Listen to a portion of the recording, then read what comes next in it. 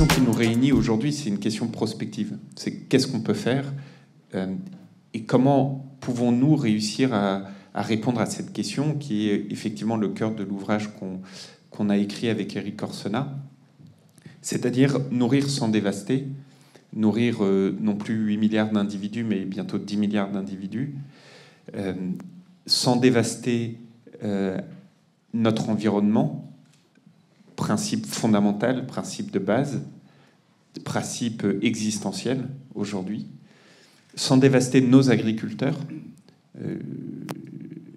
Il ne faut jamais oublier qu'entre 2010 et 2020, on est passé de 500 à un peu moins de 400 000 exploitations dans notre pays. Alors, tous ici, on le sait très bien, dans les débats publics, c'est un peu moins su, où souvent on dit qu'il y a eu 100 000 agriculteurs de moins. 100 000 par rapport à 16 millions, ce ne serait pas très grave. 100 000 par rapport à 500 000, ça devient très inquiétant. Sans dévaster une partie de nos solidarités, qui est pour moi un enjeu essentiel, parce que ça renvoie aux questions compliquées de production et d'exportation. Je pense notamment à tout ce qui se passe en Russie, qui utilise aujourd'hui l'arme alimentaire par rapport à d'autres pays, comme l'Égypte, des pays d'Afrique centrale, d'Afrique de l'Ouest. Suffit de regarder les votes à l'ONU par un certain nombre de pays au lendemain du déclenchement de cette guerre atroce par Vladimir Poutine en Ukraine, et on comprend assez vite les choses. Le ministre des Affaires étrangères, Lavrov, était 4 mois après le déclenchement de la guerre russe, accueilli en Égypte, tout simplement parce que les Égyptiens, aujourd'hui, dans leur importation, 70% du blé vient de Russie. Et il y a 2 personnes à qui on parle poliment dans la vie, son banquier et celui qui vous nourrit. Et puis, sans dévaster une partie de nos identités. Et je crois que c'est extrêmement important, et ce que vient de dire Christian vis-à-vis de la nutrition est fondamental. Je voudrais partager avec vous 3 points, une question d'un constat, une question de vision et une question probablement d'un oublié.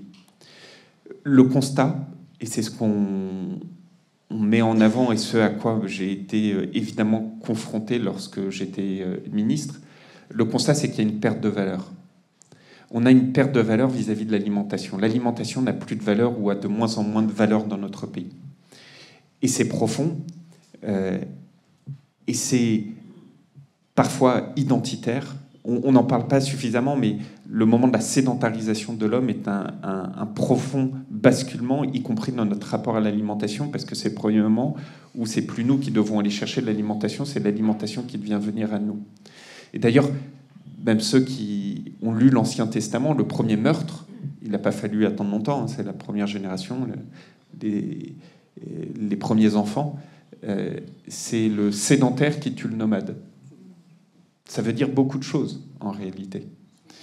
Des plantes magnifiques, mais pourtant très décriées, comme le maïs, magnifique d'un point de vue agronome, je suis ingénieur agronome, c'est une plante magnifique, le maïs, mais très décriée. Elle a ce défaut d'être cultivée, d'être récoltée après l'été, très consommatrice d'eau, mais principal pourvoyeur de matière organique dans les transformations. Le nom Maya vient de l'incroyable puissance de la plante maïs. Identitairement, on est lié à l'alimentation. Et pour autant, on n'a jamais autant rompu notre lien avec l'alimentation. Christian parlait des aliments transformés. Évidemment, les aliments transformés. Regardez juste le cordon bleu, qui est le meilleur exemple, qui est la quintessence de la chose. Le cordon bleu, jusqu'à Bonaparte, c'est l'équivalent de la Légion d'honneur. C'est la plus haute distinction pour toute l'aristocratie. Il n'est pas à exclure que la famille Gannet ait été honorée du cordon bleu fut un temps. C'est Napoléon qui y met fin pour créer la Légion d'honneur au début du 19e siècle. Le cordon bleu, normalement, c'est 5 aliments. Aujourd'hui, c'est entre 30 et 35 aliments. Le cordon bleu, la génération à laquelle j'appartiens, la première pub du cordon bleu, vous vous souvenez, avec le loup de Tex Avery, la pub avec Betty, au lieu de Betty Boop, on ne tombe pas amoureux devant elle, on tombe amoureux devant le cordon bleu, la langue pendante, etc. Mais le plus intéressant n'est pas ça. Le plus intéressant est la première phrase de la publicité. Pour que papa et maman n'aient plus de temps à perdre avec la cuisine traditionnelle. J'ai été ministre du Logement avant d'être ministre de l'Agriculture. Il est toujours très intéressant de voir ce qui se passe dans les autres pays. Aux États-Unis aujourd'hui, vous avez des annonces de logement où il n'y a plus de cuisine. Pourquoi diable occuper des mètres carrés dans une cuisine alors même qu'on peut se faire livrer la nourriture? Le nombre d'agriculteurs qui peuvent dire et qui disent mais on ne comprend pas, ce progrès, on l'accepte, parfois on le subit, mais on accepte de le payer, que ce soit pour nos téléphones portables, nos voitures, etc., etc. Mais le progrès alimentaire, jamais n'est valorisé. Et pourquoi? Parce qu'en fait, on a demandé, première injonction contradictoire, on a demandé, mais quand je dis on, c'est un on collégial, et y compris dans cette salle, et y compris moi le premier, il est certain que parfois on se réveille citoyen, et très vite dans la journée, on se retrouve plutôt consommateur. Citoyen de bon matin, consommateur passé le quart d'heure, avais-je coutume de dire.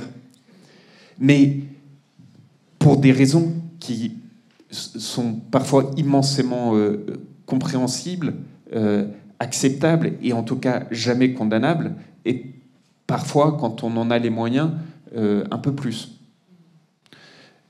Surtout quand, en plus, ça nous arrive de donner des leçons à d'autres et qu'en fait, lorsqu'on en a la possibilité, lorsqu'on en a la capacité financière, parce que ça revient à cela, on ne le fait pas. Mais on a couru depuis des décennies vers une course qui consistait à dire des coûts de plus en plus bas et une valeur de plus en plus haute. Il ne faut pas être grand clair pour s'apercevoir que cette équation n'est pas soluble. Des coûts de plus en plus bas avec une valeur de plus en plus haute, ça ne peut pas marcher, sauf si on a un autre système qui consiste à dire, par exemple, qu'on en parlait avec Philippe ce matin, qui consiste à dire que ce sont les impôts qui financent le delta. Mais un autre modèle social... la question peut être très légitimement posée, mais dans ce cas-là, il faut l'aborder de la sorte.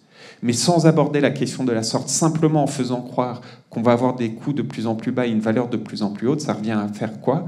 Ça revient à transférer le problème sur le dos d'abord de la grande distribution qui, par cette fameuse théorie du mistigris à laquelle je suis très attaché, va transmettre le mistigris sur l'épaule de l'industriel, qui va transmettre le mistigris sur les épaules de l'agriculteur, et l'agriculteur se retrouve avec tous les mistigris, il sombre.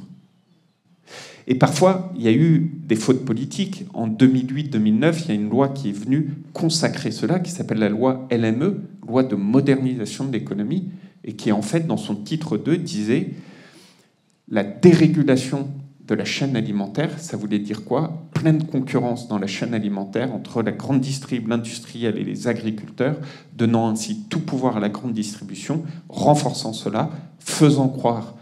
On était au moment des grandes politiques du pouvoir d'achat de ce quinquennat-là, entre 2007 et 2012, faisant croire que le pouvoir d'achat des Français allait être financé par le compte de résultat des agriculteurs. C'était folie.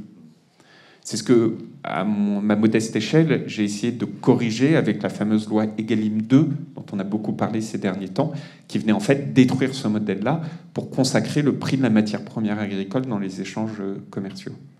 Tout ça pour dire que cette perte de valeur, elle est profonde dans nos sociétés. Il faut d'abord qu'on la mesure. Il faut qu'on appelle à retrouver cette valeur. Alors ça passe par l'éducation à l'alimentation, dans nos écoles, chez nos médecins. Hippocrate disait le premier des médicaments est votre alimentation. Aujourd'hui, vous avez très peu de cours de nutrition. Je parle sous le contrôle d'un nutritionniste. Très peu de cours de nutrition, y compris dans les écoles de médecine. Ça doit passer par des changements de modèle économique. Comment peut-on parler de la valeur? Bruno disait tout à l'heure la prise en compte des externalités. Moi, l'un de mes plus grands combats, et objectivement, il va falloir du temps pour y arriver, mais il faut se battre. C'est pas parce que ça prend du temps qu'il faut partir battu, bien au contraire. C'est les échanges commerciaux. Dans les échanges commerciaux, on vit encore sous des théories, notamment les fameuses théories des avantages comparatifs de Ricardo, etc. Et donc, en fait, nos échanges commerciaux sont fondés sur le coût et jamais la valeur. Les avantages comparatifs, c'est du coût, c'est jamais la valeur.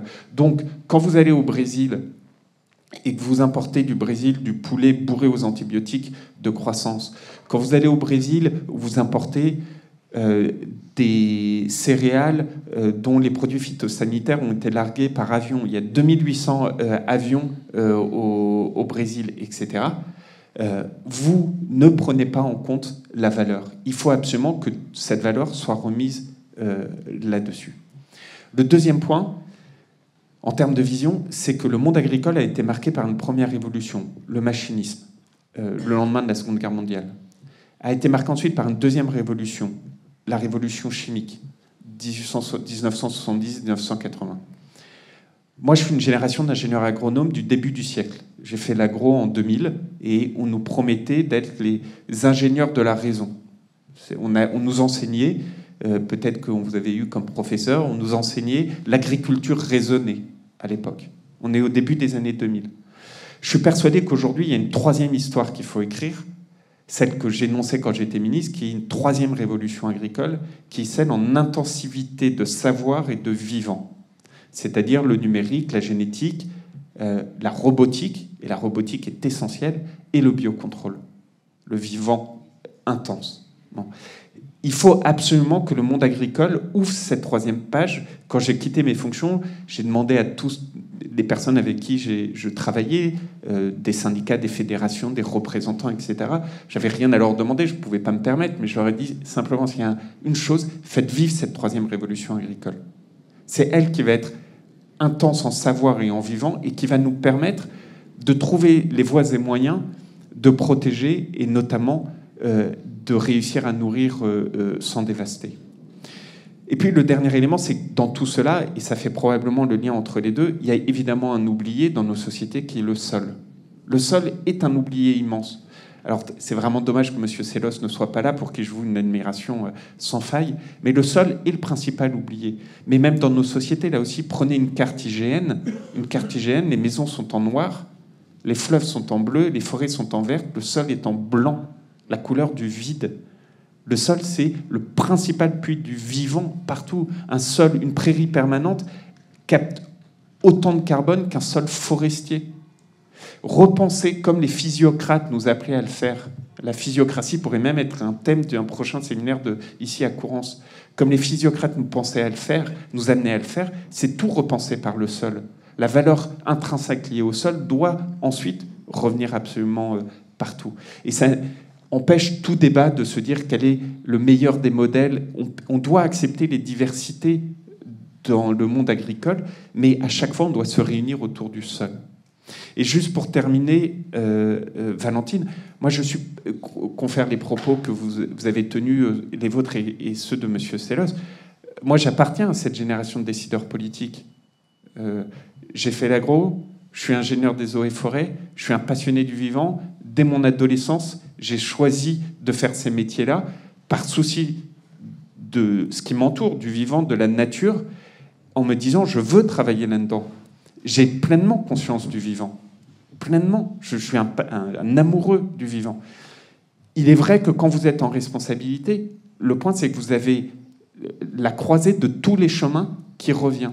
Quand on parle de la valeur, ça renvoie énormément de questions sociales, de pouvoir d'achat. Quand vous parlez des politiques commerciales, il faut aller se battre au niveau européen, mais tout le monde n'est pas d'accord. Les Allemands, quand je mettais en place les clauses miroirs pour lutter contre l'importation de poulets brésiliens, les Allemands ils disent mais nous, on veut pas d'avoir des barrières commerciales. Qu'est-ce que vous faites? On va pas sortir de l'Europe, ce serait folie, il faut être des amoureux de l'Europe. Mais donc ça veut dire qu'il faut aller convaincre les Allemands. On a fini par le faire. Quand vous parlez de repenser notamment la physiocratie et l'approche par le sol, ça ne se décrète pas comme ça. Si c'était une loi qui permettait de le faire et de tout changer, ça serait, et on serait d'ailleurs des champions du monde. Quand vous parlez de la lutte contre les aliments transformés, effectivement, c'est une cochonnerie, même si certains améliorent les choses. Mais la deuxième plus grande inégalité sociale, après celle des revenus, c'est celle d'accès au temps. La question, moi je me suis toujours refusé de donner, en tant que ministre, vous donnez des conseils alimentaires. C'est vous qui les statuez. Vous les écrivez, le nombre, alors fruits et légumes, le nombre de quantités de viande, etc.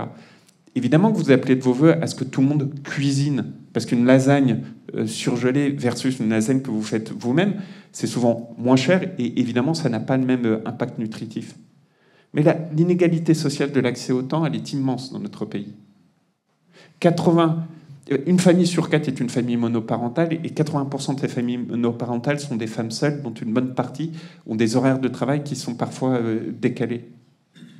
Et donc, vous voyez les complexités de la chose. Demain, interdire tous les aliments transformés, toutes les cuisines transformées, ça n'emporte pas que des considérations économiques, ça emporte des considérations, y compris sociétales. Cette complexité, on doit l'aborder. Pardon d'avoir été trop long.